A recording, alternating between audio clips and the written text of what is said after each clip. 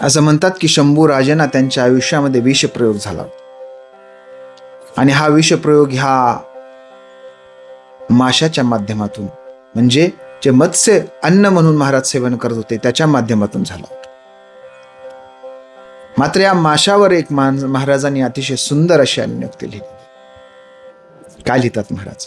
जलाधीनहि मीनस्य जीवतम जीवितावधी, मीनो जगच्छ जानती जलम जानती वानवा. जलाधीनहि मीनस्य जीवितम जीवितावधी, मीनो जगच्छ जानती जलम जानती वानवा. जलाधीनहि मीनस्य, मीन म्हणजे मासा. हा मासा कसा आहे? जलाधीन आहे, म्हणजे पाण्यामध्ये राहतो. काय? जीवितम जीवितावधीचं आयुष्य सगळं कुठं जातं? पाण्यातच जातं. त्याचा जन्मच पाण्यात आहे. तसं तुकाराम महाराज मासा पाण्यामध्ये झोपतो. कसं झोपत असेल बरं? आपल्याला ती कल्पनाच करवत नाही. परंतु त्याचा जन्मच पाण्यात झालेला आहे, त्याचं जीवन संपूर्ण पाण्यात जातं. पण मासा पाण्याला ओळखतो की नाही?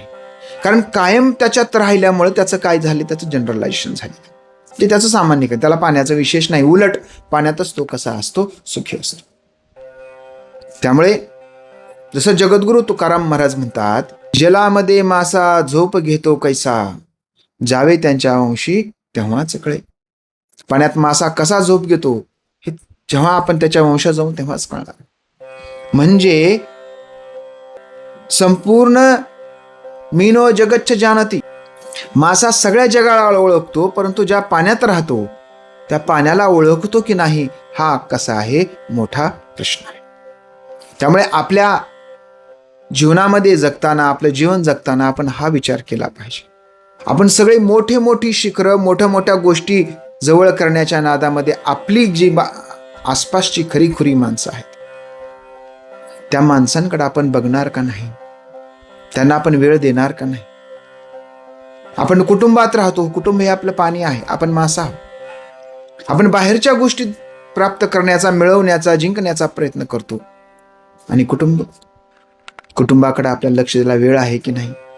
किंबहुना जसं माशानं पाण्याला गृहीत धरलेलं आहे आणि पाण्यानं माशाला पण गृहीत धरलं, तसं आपणही आपल्या कुटुंबाला गृहीत धरतो.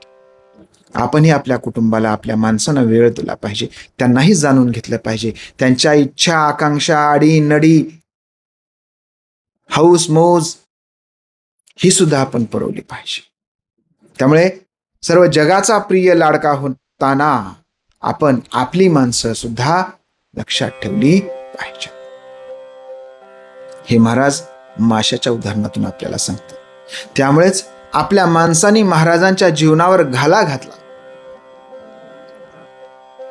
त्यांना साखळदंडामध्ये जखडण्याचा प्रयत्न केला, परंतु महाराजांनी मोठ्या मनानं, उदार अंतकरणानं त्यांना माफ केलं.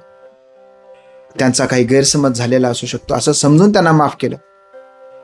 मात्र पुन्हा दुसऱ्यांदा केल्यानंतर मात्र महाराजांनी शिक्षा केली. मात्र अगोदर माफ केलं आणि जसं मासा पाण्याला समजून घेण्याचा प्रयत्न करतो, पाणी माशाला समजून घेण्याचा प्रयत्न करतं, तसं महाराजांनी यांना समजून घेण्याचा प्रयत्न केला होता. महाराजांच्या या श्लोकासोबत या ठिकाणी थांबूया. भेटूया पुढच्या श्लोकामध्ये, पुढच्या भागामध्ये. हा भाग होता भाग क्रमांक 100. पुढचा भाग 101. जय शहाजी, जय जिजाऊ, जय शिवराय, जय शंभूराज.